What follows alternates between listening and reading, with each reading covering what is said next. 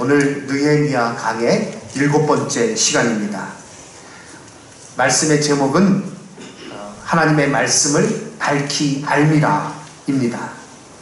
느헤미야의 주제가 무엇이겠습니까? 하나님의 뜻을 붙드는 인생, 이것이 느헤미야서의 주제입니다. 크게 한번 따라서 외쳐보겠습니다. 하나님의 뜻을 붙드는 인생.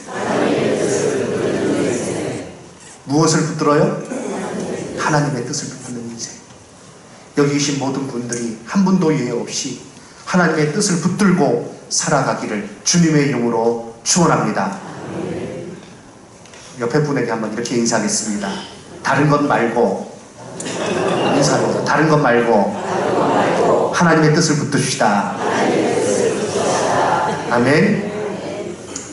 그리스도인들은 모두 이를 위해서 힘써야 됩니다.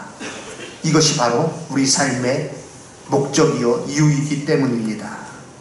이를 알고 행하는 사람은 참 가치의 삶을 살아가는 거예요. 하지만 이를 모르고 있다면 헛된 인생일 수밖에 없습니다. 인생의 복이 어디 있느냐? 인생의 본분이 어디 있느냐? 성경은 우리에게 분명히 가르쳐주고 있습니다. 하나님을 경외하고 그 말씀을 따르는 것, 하나님의 뜻을 붙드는 것이 인생의 본분입니다. 많은 사람이 야, 당신 성공했어, 당신이야말로 성공한 사람이야, 이렇게 얘기를 할지라도, 그러나 그가 하나님의 뜻을 붙들고 살지 못하는 인생이라면 결국은 실패한 인생입니다. 우리는 느헤미야 말씀을 통해서 그것을 깨달아야 됩니다.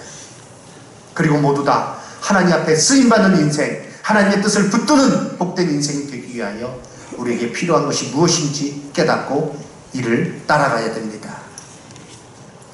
느헤미야는 예루살렘의 비참한 소식, 성벽은 다 무너지고 성문들은 불타버리고 그 안에 살고 있는 백성들은 능욕을 받고 고난을 당한다라는 이 비참한 소식을 들었을 때에 하나님의 뜻이 무엇인지를 그는 구했습니다.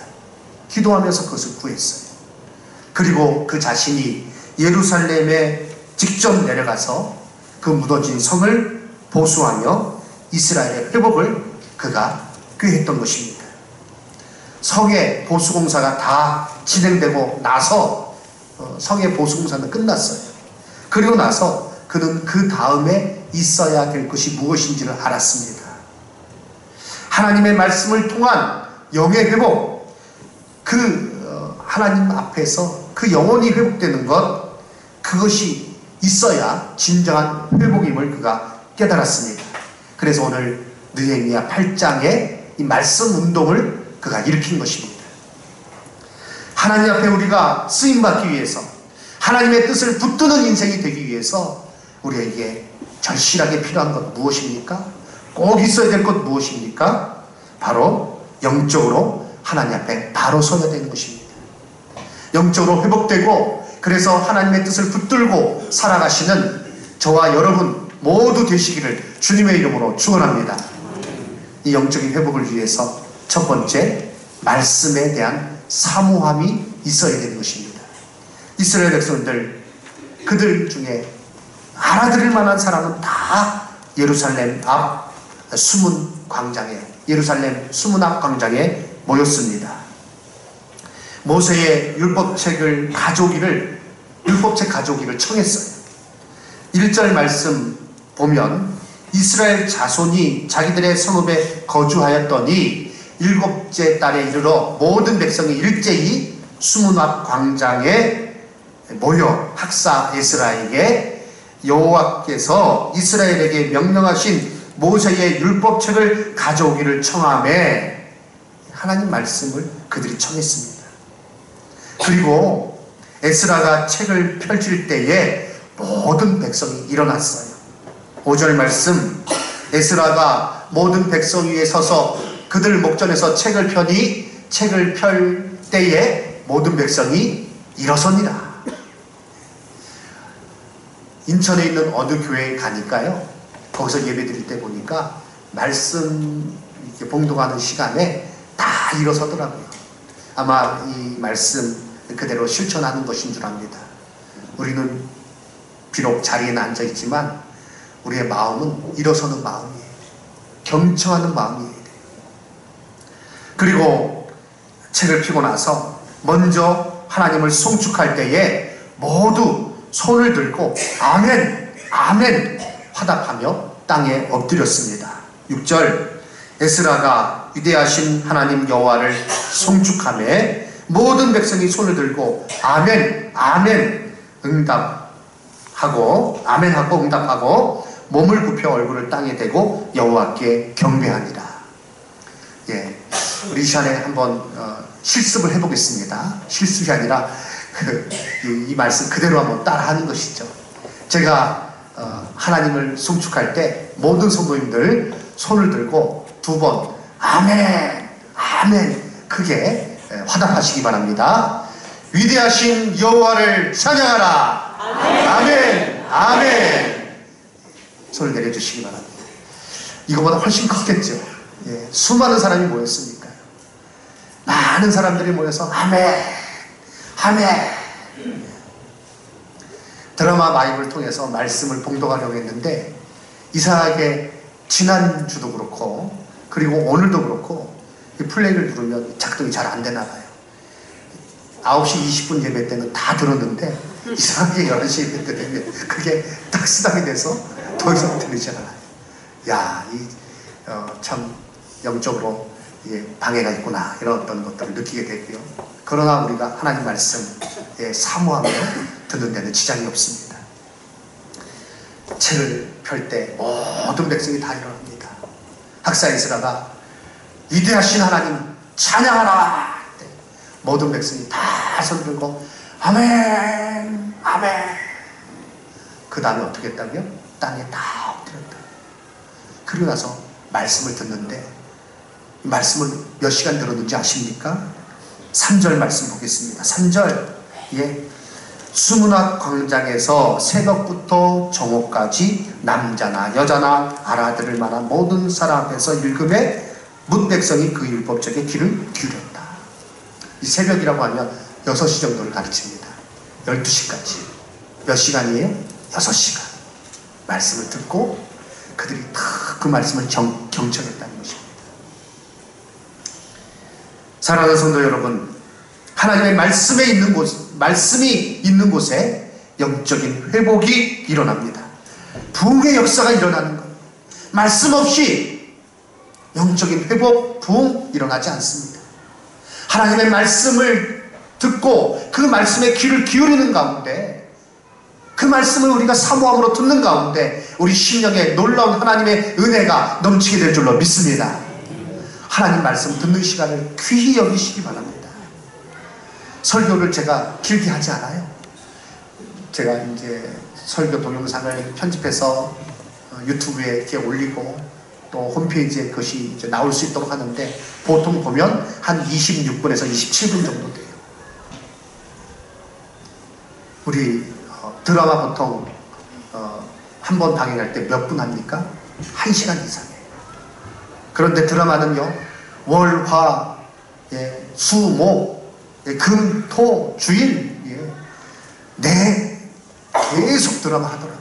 어떤 분은요, 그걸 보지 못했다고 해가지고 시간을 아주 따로 정해놓고 드라마 몰아보기.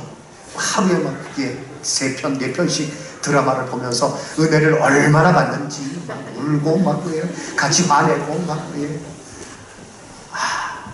우리 말씀 듣는 시간은 얼마나 적습니까? 그런데 그 시간에 주의를 다른 데 기울여요. 말씀에 집중하지 않아요. 영적인 양식을 공급받지 못해요. 그렇다고 개인적으로 말씀을 묵상하느냐? 그것도 아니에요. 우리 영혼이 얼마나 갈급합니까? 영양실조에 걸리고 마는가?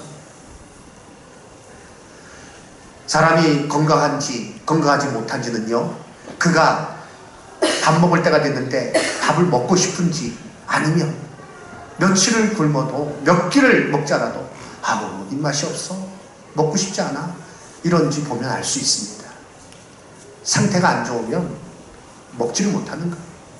그러나 건강한 사람은 때가 되면 배고픈 거예요.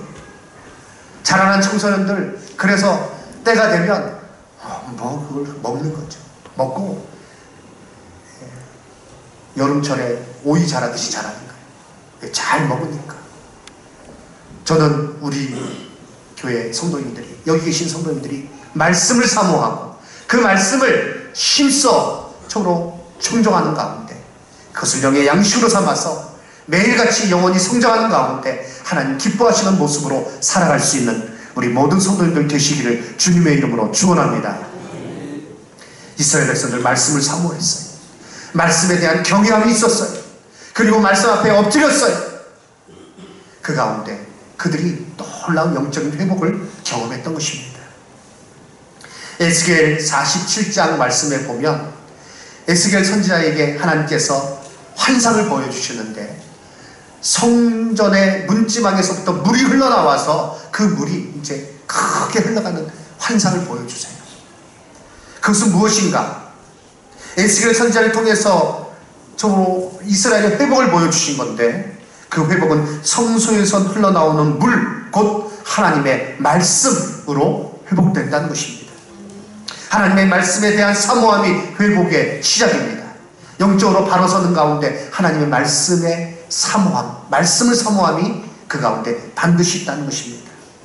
에스겔 47장 12절 말씀, 강 좌우가에는 각종 먹을 과실나무가 자라서 그 잎이 시들지 아니하고 열매가 끊이지 아니하고 달마다 새 열매를 맺으리니 그 물이 성소를 통하여 나옵니다. 그 열매는 먹을만하고 그 잎사귀는 약재료가 되리라. 하나님 말씀으로 들음으로 우리의 영의 양식을 공급받고 하나님 말씀이 우리의 영을 치료하고 하나님 말씀이 우리 가운데 새 힘을 주시는 줄로 믿습니다. 모두 다 말씀을 사모하고 그 말씀 듣는 시간을 귀히 여기고 그것을 내 삶의 가장 우선순위에 두어서 그 말씀과 함께 살아가시는 성도님들, 저와 여러분 다 되시기를 주님의 이름으로 축원합니다. 하나님 말씀 우리가 가까이 해야 돼. 어찌하든 가까이 해야 됩니다. 이스라엘 백성들 느헤미야는요 이런 부흥 사경회를 열은 것입니다. 그래야므로 그들이 처음 하나님 앞에 바로 설 수가 있었던 것이죠. 두 번째, 영적 각성입니다. 이스라엘 백성들은 말씀을 듣고 그들이 첫 번째 보인 반응은 우는 것이었습니다. 9절 말씀, 백성이 율법의 말씀을 듣고 다 우는지라. 왜 울었습니까? 그들의 죄가 무엇인지 알았기 때문입니다. 말씀은 또한 빛이, 그래서 빛이 비춰지는 가운데 그 잘못이 드러나는 거예요. 그걸 회개하는 것입니다.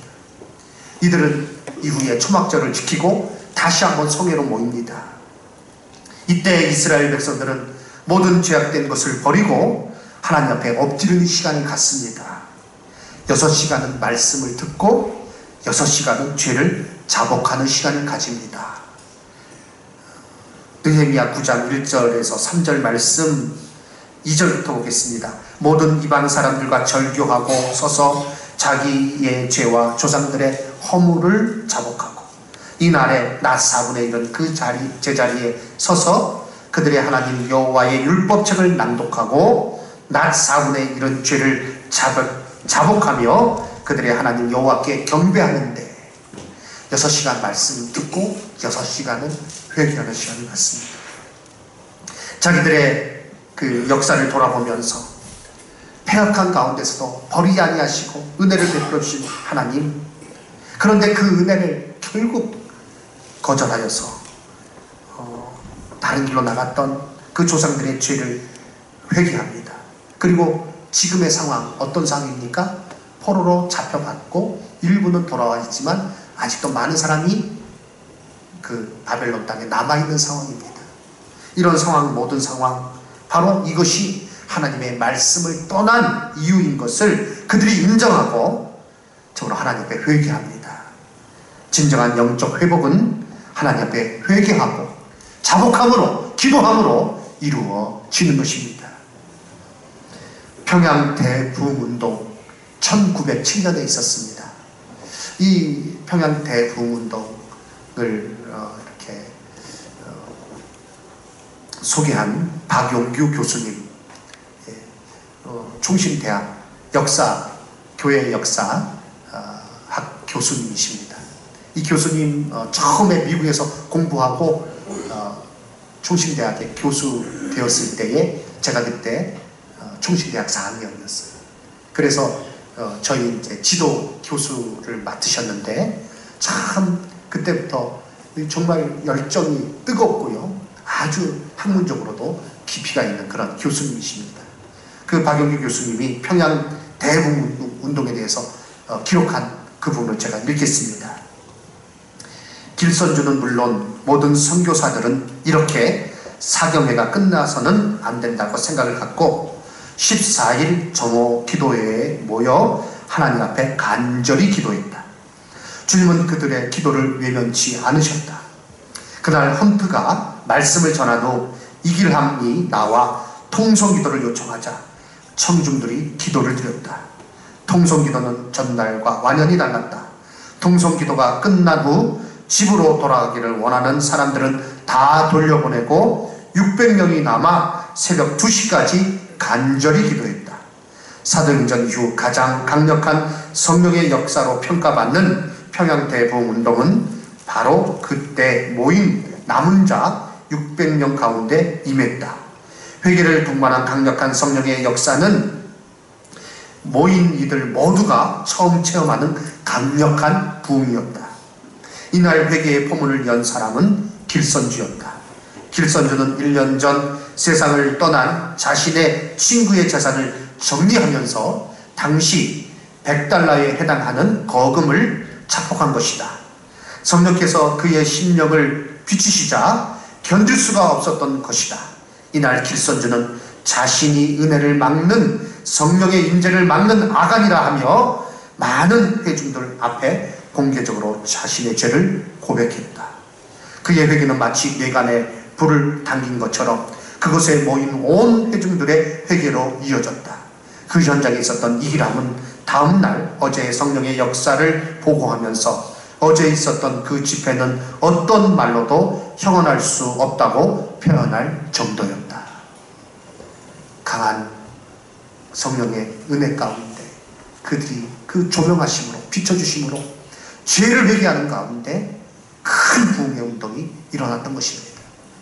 느헤미야 말씀 8장의 말씀을 듣고 나서 그들이 또다시 모여서 6시간 동안의 말씀을 듣고 6시간 동안 회개하면서 하나님 앞에 죄를 자복할 때 그들이 영적으로 회복된 것이고 크게 하나님의 은혜를 체험했던 것입니다. 우리는 말씀을 들어야 됩니다. 그리고 말씀에 들은 바 우리의 죄가 생각날 때 그냥 넘겨버리지 말고 하나님 앞에 기도해야 됩니다. 예배를 시작하면서 우리가 참회의 기도를 드리며 시작합니다. 그냥 예배의 순서가 하나가, 예배의 순서 중 하나가 아니에요. 우리는 진심으로 하나님 앞에 회개하면서 하나님의 은혜 가운데 나가야 되고 그 가운데 하나님께서 부어주시는 풍성한 은혜를 체험하게 될 줄로 믿습니다. 세 번째, 결단과 실천이 그들 가운데 있었습니다. 이스라엘 백성들은 조상들과 또 자신들의 잘못을 깨달았습니다. 좋은 것을 주신 하나님을 섬기지 아니하고 그 뜻을 저버렸음을 한탄합니다. 그 어리석음을 한탄합니다. 그리고 이러한 죄를 버리겠다고 그들이 모두 약속합니다. 느헤미야 10장 29절에서 32절까지는 그들이 결단한 내용들이 나오고 있습니다. 말씀을 보시면 크게 세 가지인데요. 첫 번째는 이방인들과의 관계를 정리하겠습니다 입니다. 하나님께서 이방인들과 서로 이렇게 혼인하지 말라라고 명하셨는데 이때에 자기 딸들을 그들에게 주고 또 이방인의 딸을 데려오고 하는 일들이 지도층으로부터 흔히 있는 일이었어요. 그래서 그 일에 대해서 처음으로 그들이 깨달은 것입니다. 이제 그렇게 하지 않겠습니다. 이방인들과의 관계를 정리하겠습니다. 사랑하는 성도 여러분, 우리가 세상을 살면서 믿지 않는 사람들과 모든 것을 다 끊어버리라는 얘기가 아니에요. 우리가 그들을 사랑해야 되고 섬겨야 되고 그들을 진리 가운데 인도해야 됩니다. 그러나 적으로 이와 같이 이방인들하고 혼인하는 문제들, 이런 문제들이 좀 예민한 문제인데요. 우리 성도들이 꼭 기억하시기 바랍니다. 믿음 안에서 함께 만나서 교제해야 되고 같은 신앙 안에서 가정을 이루어야 됩니다. 사도 바울은 빛과 어둠이 어찌 함께 할 수 있느냐, 그리고 벨리알과 그리스도가 어떻게 함께 할 수 있느냐라고 말했습니다. 같은 멍에를 맬 수는 없는 거예요. 저로 이것을 꼭 저로 우리가 또한 기억해야 됩니다. 이들은요, 그래서 첫 번째 이방인들과의 관계를 정리하겠다라고 그렇게 결단하고 있습니다. 둘째, 안식일과 안식년의 철저한 준수, 그리고 세 번째, 정한 예물을 드림에 있어서 철저한 이해. 그들은요, 하나님 앞에 드려야 될 예물을 어떤 때는 편의주의에 따라서 드렸다가 안 드렸다가 그렇게 했습니다. 사랑하는 성도 여러분, 헌금은 무엇입니까? 우리의 신앙, 물질에 대한 신앙 고백이에요. 하나님께서 나로 하여금 모든 것을 공급해 주셔서 살게 하셨다는 그런 어떤 신앙의 고백이에요. 그래서 우리는 기쁨으로, 감사함으로 하나님 앞에 드리는 것입니다. 어떤 사람은 교회 가니까 돈 얘기만 하더라. 그런 분 치고 헌금하는 분 못 봤어요.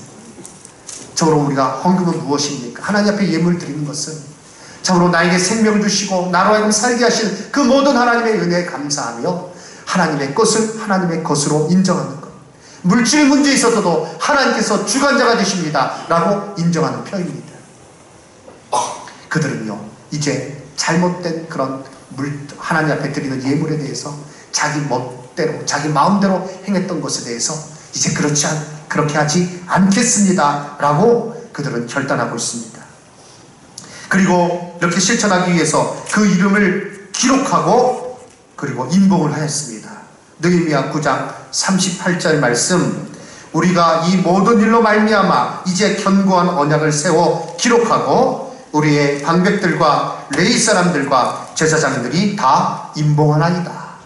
그리고 10장에 넘어가면 사람들의 이름, 인봉한 서명한 사람들의 이름이 나오는데 느헤미야를 필두로 해서 제사장들 그리고 레위인 백성의 지도자들이 그 이름을 기록합니다.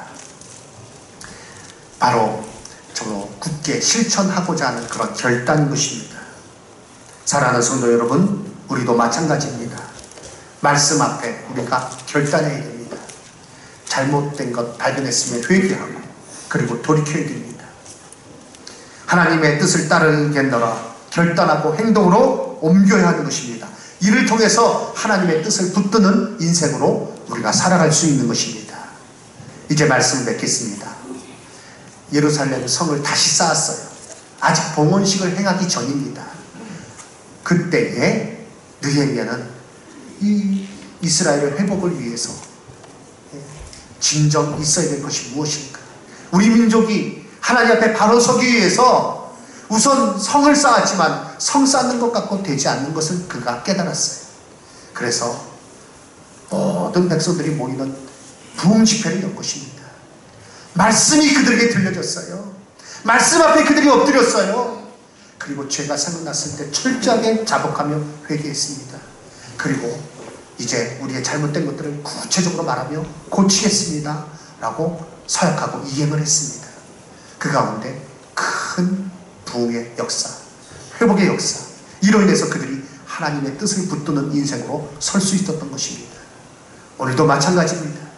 하나님의 뜻을 붙드는 인생, 하나님 앞에 쓰임받는 인생, 그저 해 떴으니까 살아가고 그리고 해 떨어졌으니까 들어가서 자자 이런 인생이 아니라 분명하게 하나님께서 나에게 원하시는 것이 무엇인지 깨닫고 그것을 붙들어서 하나님 앞에 쓰임받는 삶을 살아야 될 터인데, 그러기 위해서는 우리에게 말씀 있어야 되고요, 그 말씀에 따른 죄가 발견되면 회개해야 되고요, 말씀대로 순종하고 나아갈 때 이와 같이 귀한 정말 하나님의 자녀의 복된 삶을 살게 될 줄로 믿습니다. 이와 같은 저와 여러분 다 되시기를 주님의 이름으로 축원합니다. 아멘.